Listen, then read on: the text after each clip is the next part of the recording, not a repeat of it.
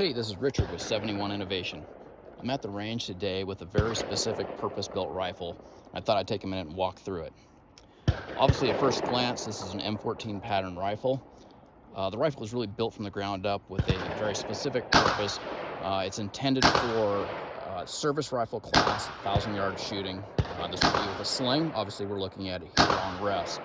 Hopefully the noise from the range behind me isn't going to screw up the video, but let me walk through it and we'll start out at the front end. So imagine every national match mod that there is has probably been applied to this rifle. Starting with the muzzle device, this thing has been reamed out for the national match.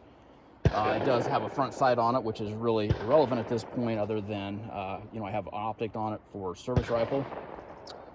Working our way back, we have the gas system here. That is a unitized system, and it also has an adjustable gas plug, and that has a lot to do with the loads I want to shoot for a 1,000-yard competition. Coming back further, we get into the stock. This is an urban camo version of a Macmillan fiberglass stock. It's very, very rigid, and that's what I wanted to start as kind of a basis for the rifle. There's nothing particularly unique about the guard on top. It's just painted black to match the rifle a little bit better. The barrel itself is a heavy profile. It's a Krieger barrel. It was unchambered as I bought it. It's a 1 in 11 twist. I had Tony Ben do the chamber on it, and so it is a match chamber, and it's done very well. And I wanted that to really try to maximize its use for longer range shooting. I was less concerned about it trying to run when it was dirty or anything like that. I wanted a nice snug chamber. It's not quite Palma specs, but it is pretty tight. The 1 in 11 twist I thought was appropriate. I'm shooting Sierra 169s, and that's with varget powder behind it. I felt like the Sierra 169 offered a really good combination of good ballistic coefficient with the ability really to get the most out of that in the limitations of the system we have here, which is a 22-inch barrel and a gas system. I know traditionally there's been the 175 Match Kings, maybe a good choice, but I really do think that the Sierra 169 is a great choice for this particular application. As it stands with that combination, I'm getting about 2,400 feet per second at the target at 200 yards, and that's via the shot marker output. And standard deviations are right around 10, so that's coming out very nice. Continuing back here, the scope I'm using is a 4.5 power white oak armament service rifle scope. That's been on the market for a few years now. I think it's proven itself to be a very capable and durable optic for what we do in high power shooting. A lot of guys use it for across the course. If I'm going to play in the service rifle realm, then I have to stick with those same rules here for the 1,000-yard gun. I've been very happy with that so far. Really, I think the only thing, if I had to offer any feedback, is I wish the outer aiming ring was a little bit tighter and that the dot was just a little bit bigger, actually. But as is, it is still very, very functional. Getting into the meat and potatoes of it, the action itself is an Armscore receiver. It had never been barreled up. I think it was probably an early 90s version. It is actually a factory double lug action. So it had a rear lug that was welded on the factory, and it also has a front lug. We'll turn this over. If you look in here, you can see the screw in the front.